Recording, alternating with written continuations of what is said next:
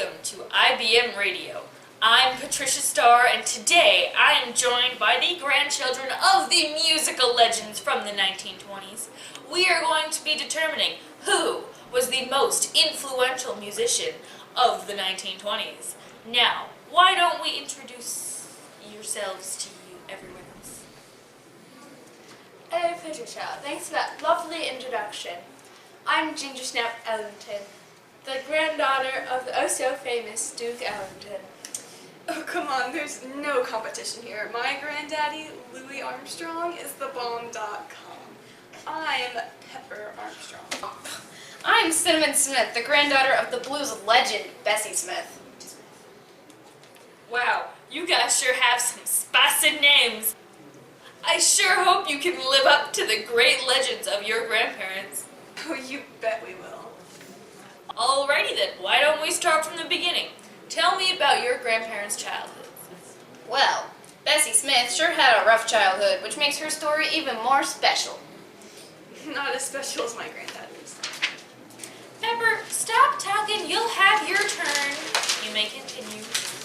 Well, Bessie was born on April 15th in 1894 in Chattanooga, Tennessee.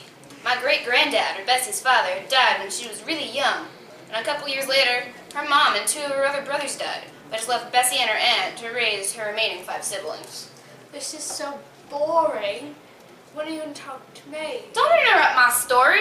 It is very dramatic. Anyway, in 1912, Bessie and one of her brothers performed in the streets to help make money for her family. Thank you, Cinnamon Smith. That does sound like a rough childhood. Okay, Pepper, what about your granddad, Louis Armstrong? Well, he was born August 4th, 1901 in New Orleans. His mom sold her body for money and his daddy left him at a very young age. He then went to live with a Jewish family who took him in as their own. Now, what about you, Ginger Snap? Well, my granddaddy, Duke Ellington, was born on April 29th, 1899 in Washington, D.C. He had a rather splendid childhood. Sometimes when his mother would sing him a song called The Rosary, he would start crying at the beauty of the song. And at 7, he learned how to play the piano. Alright, how were your grandparents introduced to being an entertainer? Well, my granddaddy, Duke Ellington, started working at a soda fountain when he was 15, and he wrote his first song, Soda Fountain Rag. Whoa. Soda? I believe it's called pop. Heck with the cola! What did you call is a rag? Well, I'm glad you asked. He started writing in the ragtime era, so it was just a type of music. But anyway, darlings, Mr. Willie the Lion Smith helped my granddaddy start a music career by giving him money. Okay, well, let's hear from you, Pepper. Well, as you know, he was encouraged to sing as a young boy. When he was 11, he went to a place for troubled boys where he learned more about music. When he left, he decided to pursue blues music. Joe King Oliver soon became his mentor, and he took off. He played trumpet, sang, did comedy, and This is my turn. Bessie Smith became the best blues singer of her time, not from just pure luck, but with the help of Ma Rainey and Columbia Records. Ma Rainey discovered her street singing and helped her by performing with her at various theaters. Then, in 1923, Bessie signed on to the fabulous Columbia Records and married Jack Gee, and later adopted my dad, Jack Gee Jr. Wait a second. Wasn't Jack G. Jr. adopted illegally? Well, we're not really sure. I mean, when Jack split with Bessie in 1929, he took Jack Gee Jr. with him, so I never really knew Bessie that well. Oh wait, how do you know Bessie's even the best if you didn't even know her? Okay, that's enough. Now, each of you, tell me about why your grandparents were or was the best musician and most influential musician of the 1920s. No interruptions, please. Well, Louis greatly impacted jazz music, blues, and even pop music. Without him, the music we hear today wouldn't even be the same. People also like Louis because of his unique stage personality. He showed that music wasn't all about the performance, but the people too. Well, Bessie was so influential and popular that she earned the name the Empress of the Blues. Her music still sells great today, and she was one of the best played black performers of her time. She is influencing many great singers today, like Billie Holiday, Aretha Franklin, and Janis Joplin. One of her best-selling songs was called The Downhearted Blues, and it sold over 800,000 copies. She even worked with many other famous musicians like Sidney Bechet, Fletcher Henderson, and even your granddaddy, Louis Armstrong. I didn't know Bessie was good enough to perform with my granddad.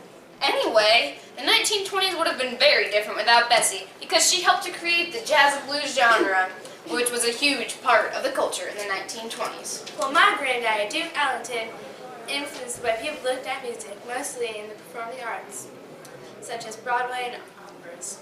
He also wrote songs so everyone in his band was featured. No one cares. Anyway, I'm bored. Let's get done with this.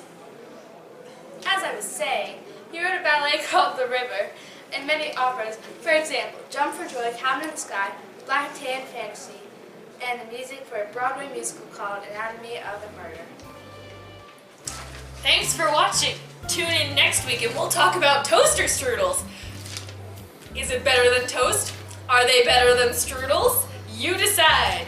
Now, for audience participation, who do you think is the most influential musician of the 1920s? Bessie Smith. Louis Armstrong. Or Duke Ellington. That will never make us part. And love's getting worse. I got to move me the first. Baby, won't you please come home? I need money. Baby, won't you please come home?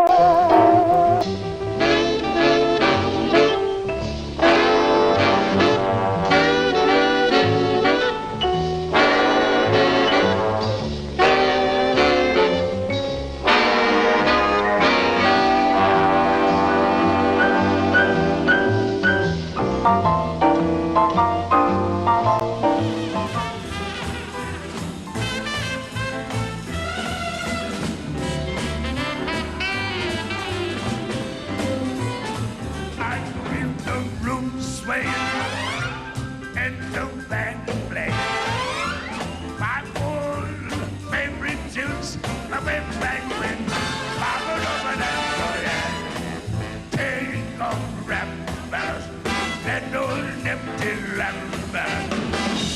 Now they never go my way, and I never go my way. Now they don't know my way.